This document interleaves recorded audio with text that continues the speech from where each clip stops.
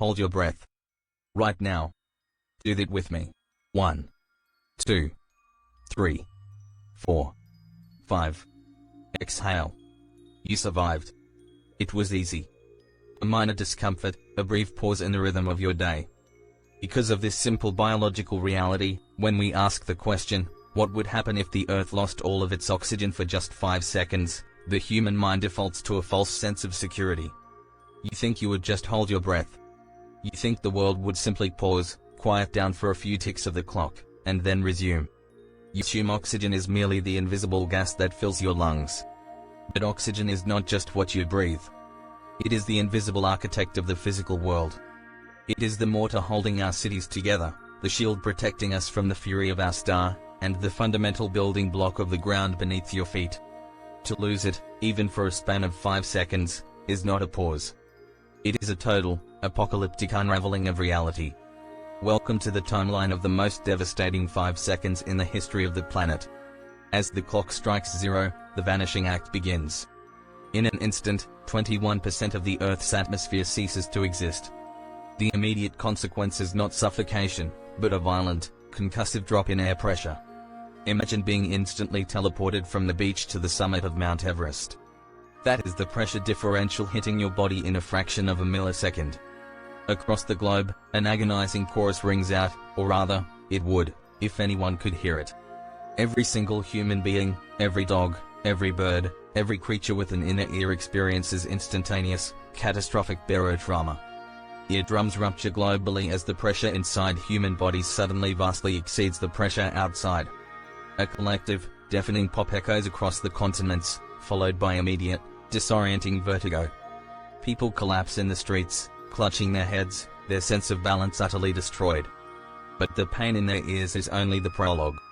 In the sky above, the visual world transforms into a nightmare. We are taught that the sky is blue because sunlight scatters off particles in the atmosphere.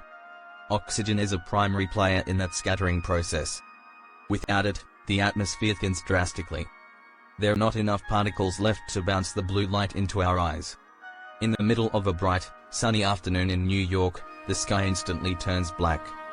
The stars become visible, stark and cold against a void of darkness, while the sun hangs in the pitch-black canopy like a glaring, hostile spotlight. The comforting blue dome of our world is peeled back, revealing the terrifying emptiness of the universe. And from that hostile sun comes the second wave of devastation. High above the stratosphere lies the ozone layer, our planetary sunscreen. Ozone is composed of 3 oxygen atoms bound together. When oxygen vanishes, the ozone layer vanishes with it. There is absolutely nothing left to intercept the sun's harsh ultraviolet radiation. Anyone standing outside, sunbathing on the beaches of Rio de Janeiro, walking to work in Tokyo, or farming in the fields of Kenya, is instantly struck by unfiltered solar radiation. It is a global flash burn. Exposed skin is instantly and severely charred. It is a sunburn so profound and immediate that it causes second and third degree burns within the space of a heartbeat. People scream, diving for shadows that offer no physical protection from the other cascading horrors. As the first second ticks into the second second, the mechanical world begins to die. Fire, in all its forms, is simply a rapid chemical reaction with oxygen. Without it, combustion is impossible. Every fire on Earth goes out. Candles extinguish. Forest fires vanish like blown-out matchsticks. But the true catastrophe lies within our engines. Internal combustion engines rely on taking in oxygen to mix with fuel and ignite. Without oxygen, every single non-electric vehicle on the planet stalls simultaneously. On the sprawling highways of Los Angeles, millions of cars lose their driving force. Power steering fails. Brake systems lock up. A chain reaction of high-speed collisions ripples across the globe, a wave of crunching metal and shattered glass. But the horror on the ground pales in comparison to the horror in the skies. There are roughly 10,000 commercial airplanes in the air at any given moment. Their jet engines gulp massive quantities of oxygen to generate thrust. In the second of our countdown, every single one of those engines flames out. The deafening roar of aviation is replaced by the terrifying sound of rushing wind as massive metal tubes, carrying millions of passengers, suddenly become unpowered gliders. The pilots, already bleeding from their ruptured eardrums and fighting intense vertigo, grab their yokes, desperately trying to understand why their instruments have gone dead. Helicopters drop like stones. The sky rains falling machinery.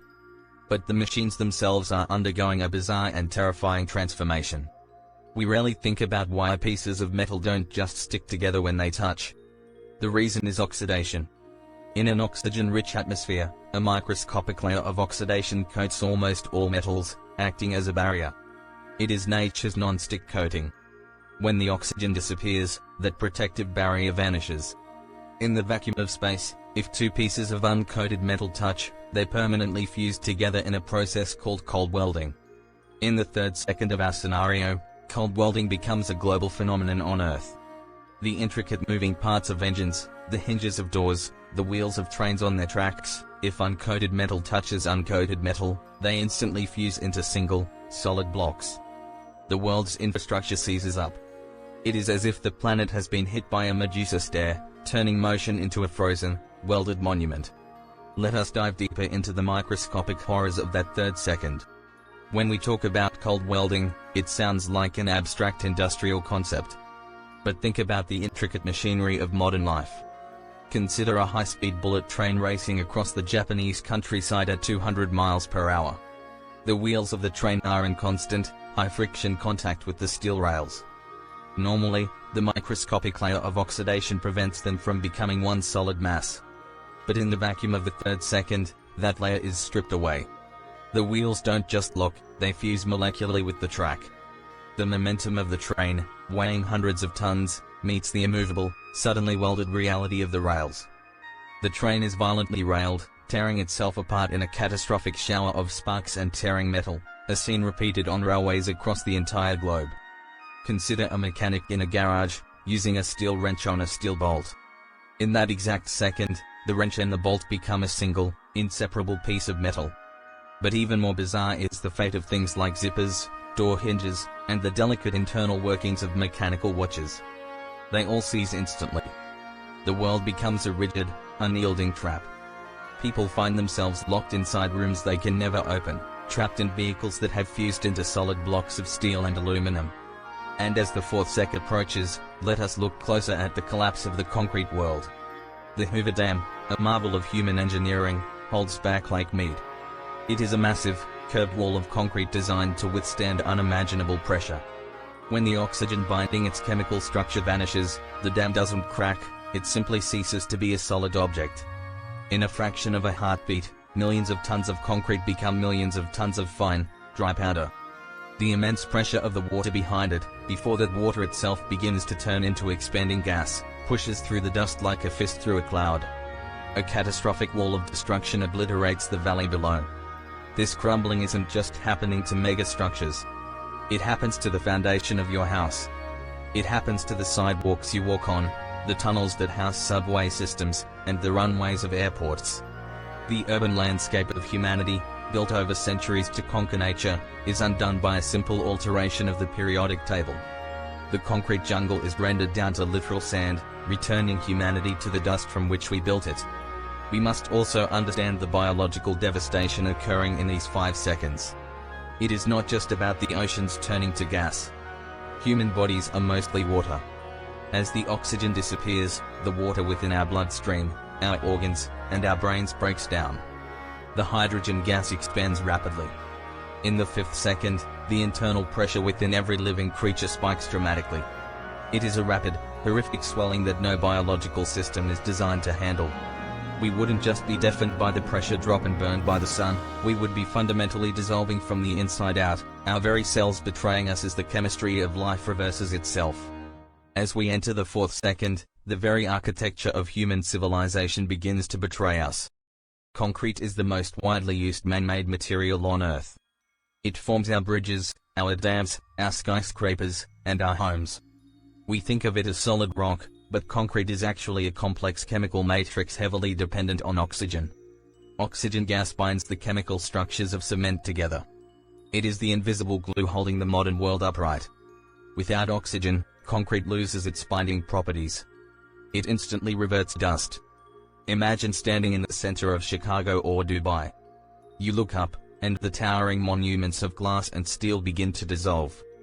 The concrete pillars holding up skyscrapers crumble into a fine, grey powder.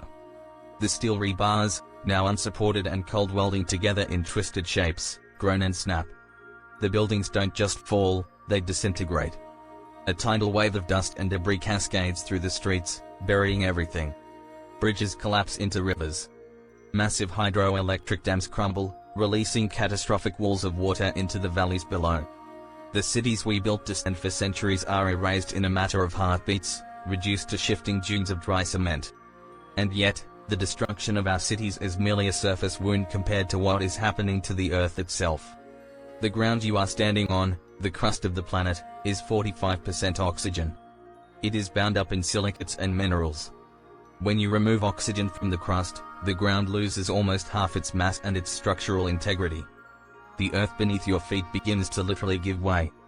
Massive sinkholes open up across continents. Mountains crumble.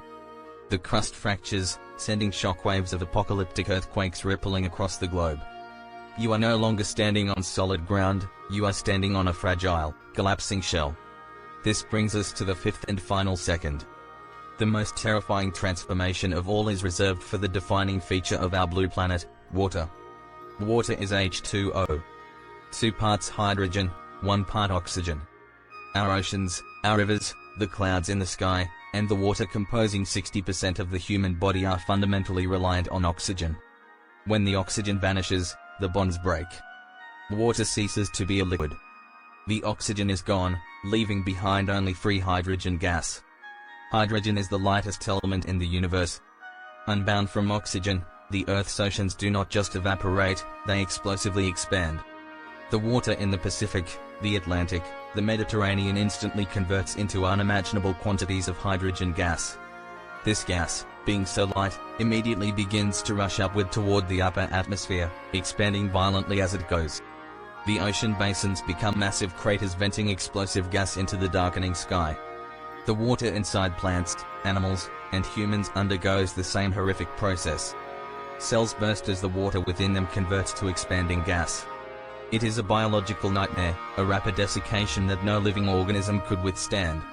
For 5 seconds, the Earth has been a slaughterhouse of physics and chemistry. The sky is black. The crust is shattered. The cities are dust.